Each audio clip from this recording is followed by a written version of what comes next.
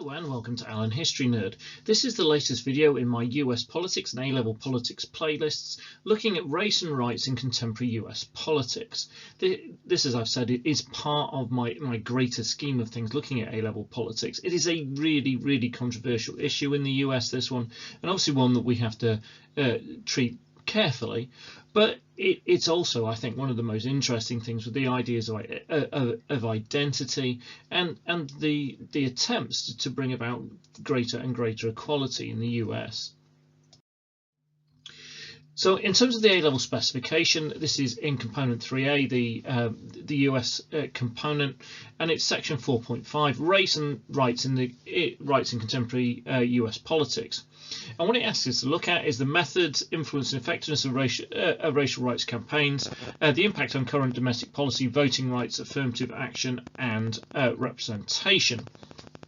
So we're going to look at all those different bits, and we're going to start with a little bit of history. So we're going to look back at where all this comes from. Well, the starting point of it is the legacy of slavery in the Civil War. So before the American Civil War, 1861 to 1865, the US comprised of both slave and free states, so states in which slavery was permitted and states in which it wasn't. And this led to increased tension, and eventually it led to war as they disagreed about the expansion of slavery into different states and different territories. Now, the two sides were the Union, which was largely the North, fighting against the Confederacy, which was in the South. So the Union, led by Abraham Lincoln, won, and following the victory, they established the 13th Amendment, which ended slavery across the entirety of the US. What then follows from 1865 to 1877 is a period known as Reconstruction. And during this period, the Republicans tried to ensure the rights of the newly freed people.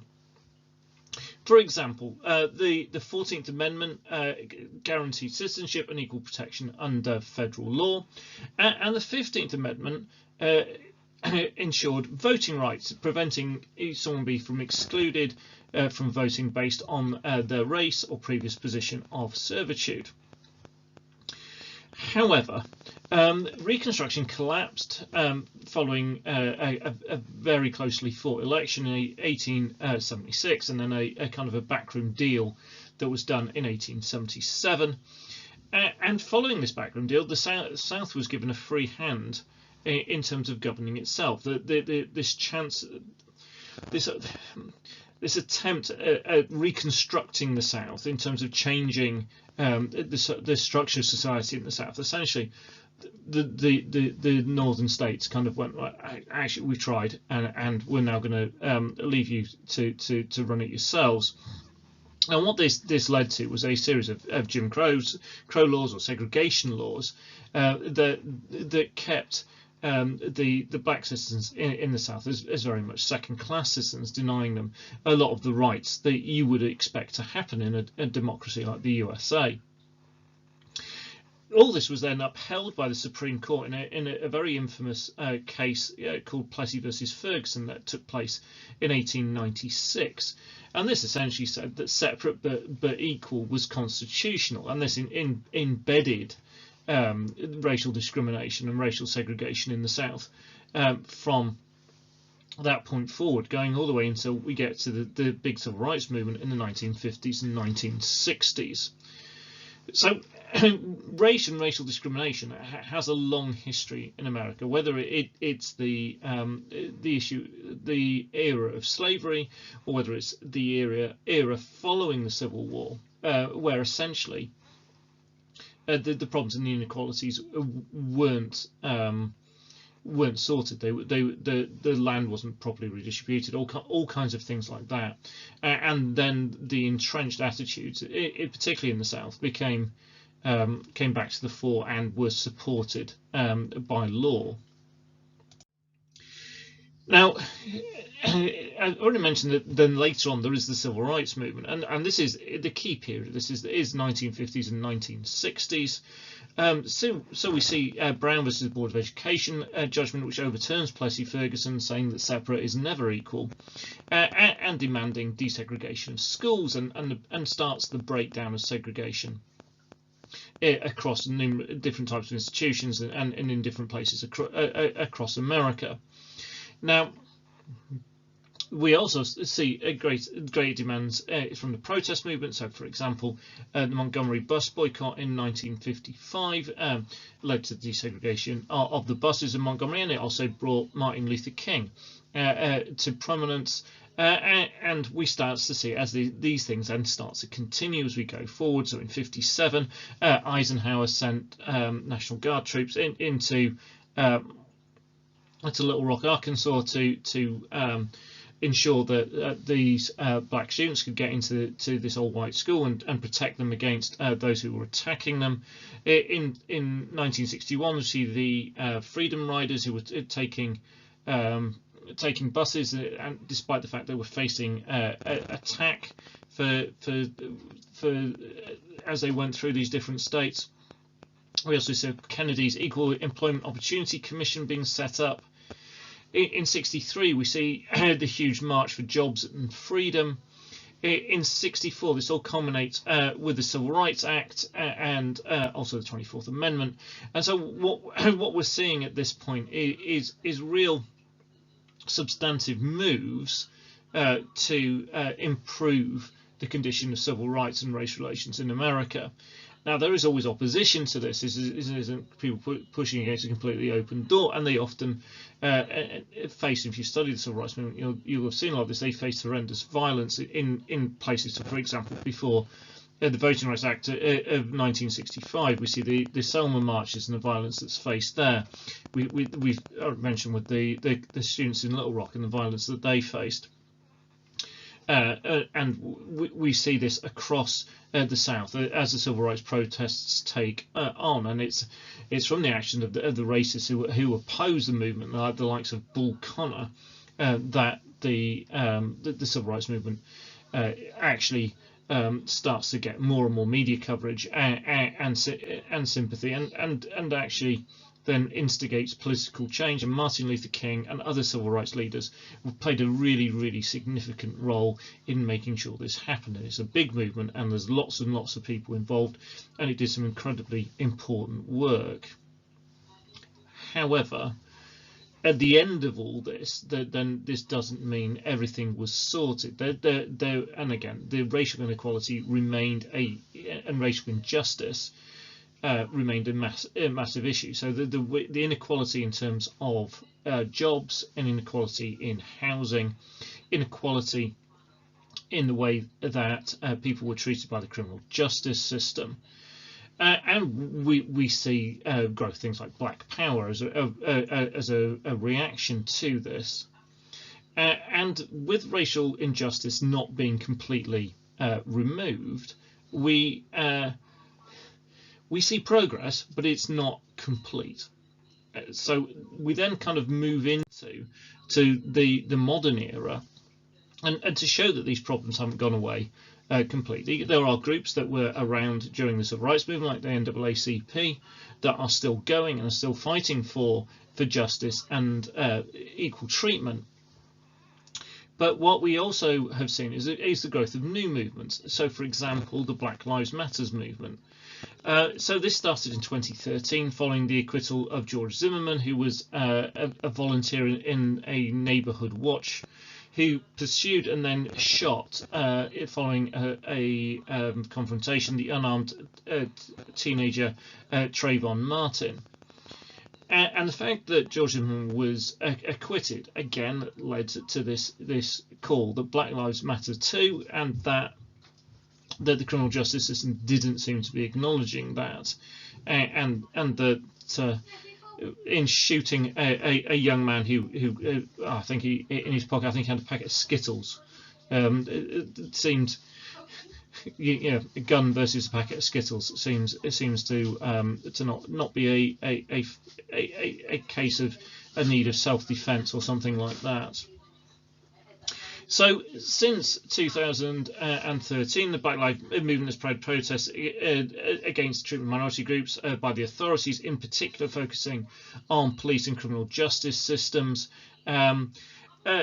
especially focusing on cases when unarmed black people have been killed by the police. Notable protests amongst many on this include those following the killing of George Floyd, who was pinned down by a police officer despite protests. He couldn't breathe properly. I think he was pinned down for about 9 minutes and died. And that was just following he'd used a counterfeit note in making a purchase, and then this led to his death. So again, this idea being pushed was that the criminal justice system didn't seem to care about black lives, and that actually, rather than being protected by the police, the black community was actually under threat from them. The Black Lives Matter movement has expanded since protests just on this issue, and it has looked, for example, at issues surrounding statues that remain commemorating the Confederacy, which, as we talked about earlier, the Confederacy fought to maintain slavery in the American Civil War over 150 years ago. So the statues commemorating the men who fought for the Confederacy is a highly controversial issue in the States. The Black Lives Matter has gone on. It's not just in the States now. You will have seen stuff in the UK and elsewhere as well. It has become an international organisation. So I'm going to look at some of the different kind of key issues in American politics that come out from this. And again, we've got a historical background, and we'll bring it into the modern day. So one issue is voting rights. Well, the 15th Amendment, which is in 1870, said you could not have the right to vote removed due to race or previous position of servitude. However, for the next 100 years, southern states in particular found ways of stopping or suppressing the black vote. So that could be poll taxes or literacy tests or kind of other tests, normally that were done in a very discriminatory way. So the difficulty of the questions you got asked if you were black were very different to the difficulty of the questions you got asked if you were white. They came up with the kind of evil things like the grandfather clause that they brought in early on, and that essentially disenfranchised entire black communities in many areas in the South.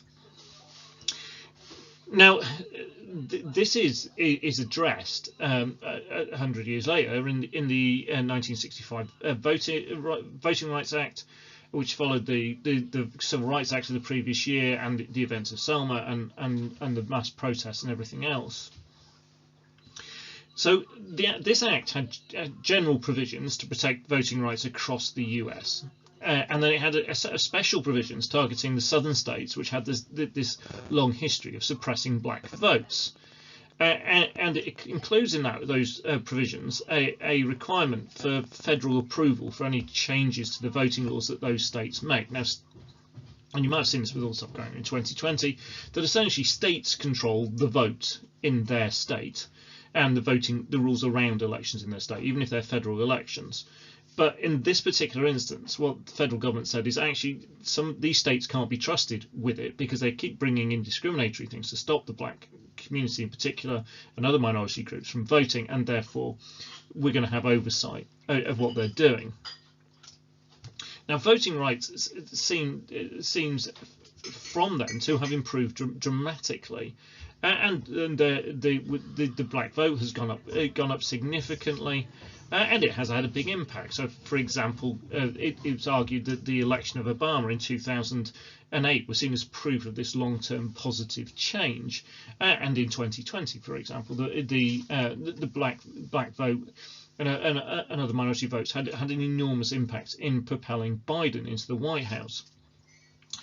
However, there are concerns that a lot of these gains that have been made, there are moves to reverse them. So going back to 2006, these special clauses of the Voting Act and the rest of the Voting Act were reauthorised by George W. Bush.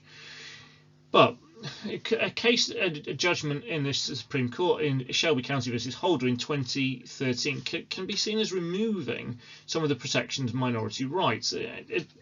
Now, essentially, it says that the world has changed and you don't need this special provision anymore. But But once that judgment was made, there's been a series of laws made in southern states that would have actually been blocked by Section 4 of the 1965 Voting Act, and this is the bit, the form that requires certain states to get changing votes pre-approved by federal government. Now, in this, Chief Justice Roberts pointed out that the US is very different today than it was in '65, and that protection was no longer needed. I think at the time he talked about the fact that, for example, Selma now had a black mayor, and I guess how different this world is than when this law was made. But some of these laws have clearly had a disproportional effect on the black community. So, for example, laws that have been brought in numerous states disenfranchising those who have felony convictions disproportionately has affected black voters. And so black voters overall statistically are 4 times more likely to lose their vote because of this in those areas. Minority groups are less likely to have the forms of photo ID that are now required in many southern states to vote. And again, the question is, well, why are you introducing these laws other than to prevent these groups from voting? And those who are bringing it will say, well, we're looking at we're looking to protect election integrity and things like that. But again, it is a highly controversial issue in the states. In 2020, we've seen a lot about voting rights. So groups like Black Lives Matters and the NAACP and a whole range of, and particularly was this huge range of grassroots organisations, have put huge efforts into getting the Black and Hispanic votes out and registered and to make sure they played a significant role in the election, and they absolutely did. Now, they talked about the fact that obstacles in many places were being put in their way. So, for example, they were less well catered for in minority areas in terms of polling stations and access to voting. And then also, again, and this is a thing that is hotly debated in US politics at the moment, these groups accuse a lot of Republican administrations in different states in actually deliberately bringing in attempts to suppress the black and minority votes. Again, and this shows how controversial it is. When Trump was doing his big lie and was challenging the results, he almost exclusively focused on districts or counties where there was a black majority when he was making his false claims about voter fraud. So there have been moves by a whole range of Republican states to tighten their voting laws, and that almost seems to be a response to this.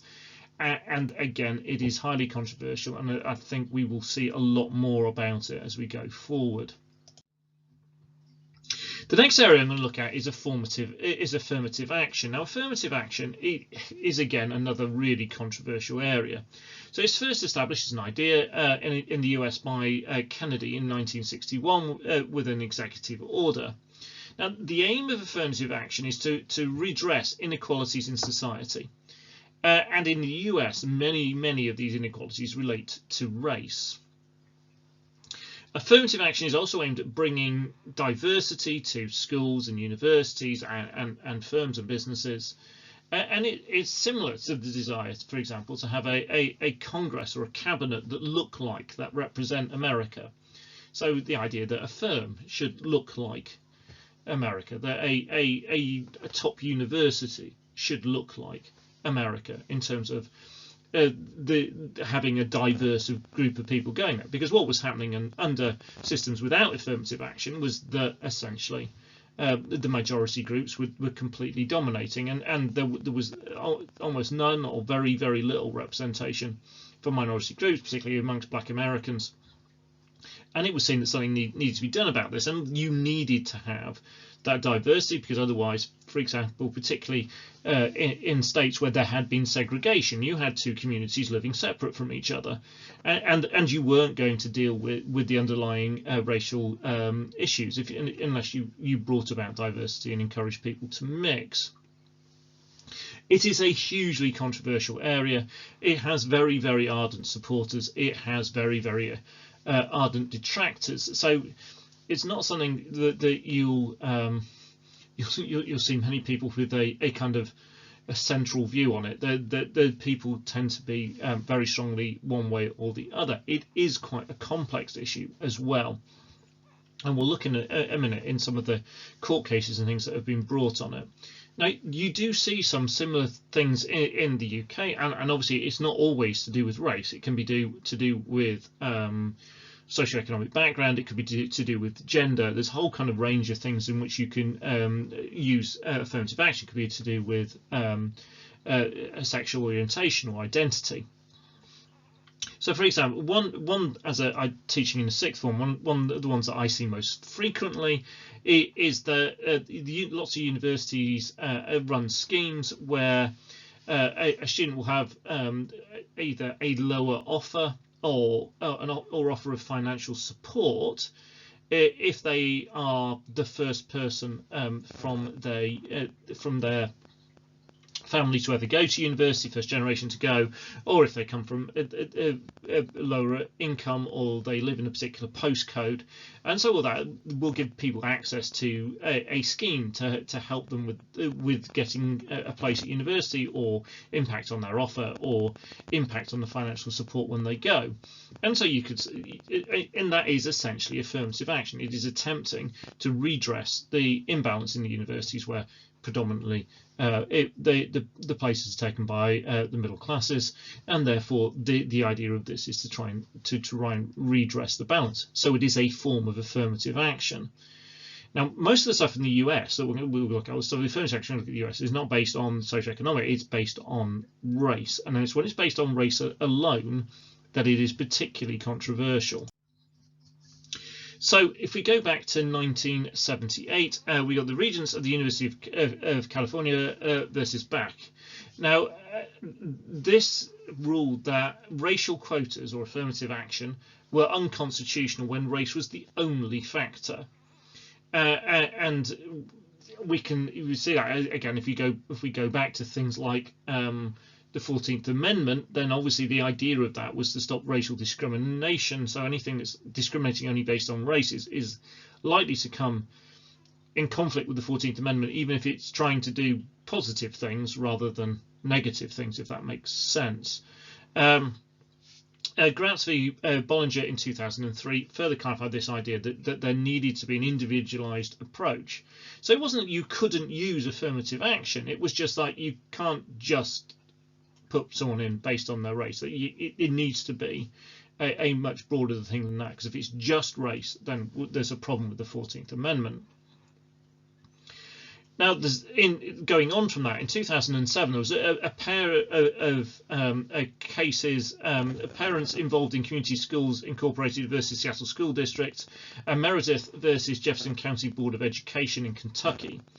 Now, these were challenging the idea of school boards using racial quotas, and again, it goes back to ideas that a long-run controversy in the US. This idea of busing in, where again you mess with the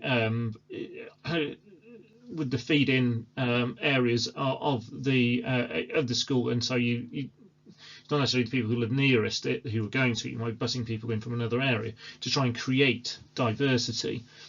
So the Seattle School Board was using racial quotas in the schools in Seattle to prevent there being white schools and black schools. So they were they were using race as a discriminator, but they were using race as a discriminator to prevent race being a discriminator, if that makes sense. So they didn't want segregated schools. So they looked at their city and went, actually, if we just do this on people going to the nearest school, we're going to end up with largely segregated schools. We don't want segregated schools, so we're going to use quotas to stop it. But the Supreme Court said that this was unconstitutional because they were making decisions essentially solely based on race. And again, so this puts affirmative action on the back foot and makes it a difficult thing to continue doing. Now, some of the most recent ones on this are a couple of cases of Fisher versus University of Texas, because the first case in 2013 has appeal essentially in 2016, and Shoot versus the Coalition to Defend Affirmative Action in 2014. Chouette, I think that might be. I'm not sure on the pronunciation. So Fisher versus University of Texas revolved around Fisher failing to gain a place at the University of Texas, whilst less well qualified students from ethnic minority groups did, and they challenged this, but because it wasn't the only factor, it stood. And the second case seemed a particularly significant one, because it upheld the university's aim in pursuit of diversity, that this was a legitimate policy on the basis that the greater good the university was trying to do. Now, the second one, the Chouette Coalition versus the Coalition to Defend Affirmative Action, found 6-2 in favour of Michigan's right to end affirmative action after there was support for the Michigan Civil Rights Initiative. So this is like a state initiative. It's like a referendum. So this was voted on by the people in Michigan, and said essentially we don't want affirmative action. This was challenged by the Coalition to Defend Affirmative Action, who said that you can't do that. And the court found in favour 6-2 that they could end it, and that was within the power of the state government through a state initiative to do that. And again, so that left affirmative action again in a difficult position. So where is it really? Well, essentially it is constitutional, but only if it adheres to the rules that have been set down in these various cases by the Supreme Court, i.e. race is not the only discriminating factor, but there's more of an individualised approach. Now, with all of these cases, there was a controversial remark by Chief Justice Roberts, who and some of this just sounds like stating the obvious, that the only way to end racial discrimination will be the end of racial discrimination. It's not. But what he was saying really is it's not up to the laws or affirmative action to do it. The fact that, for example, there might be unconscious bias, or that those things exist because they exist, and whether really affirmative action should continue is an area of political debate.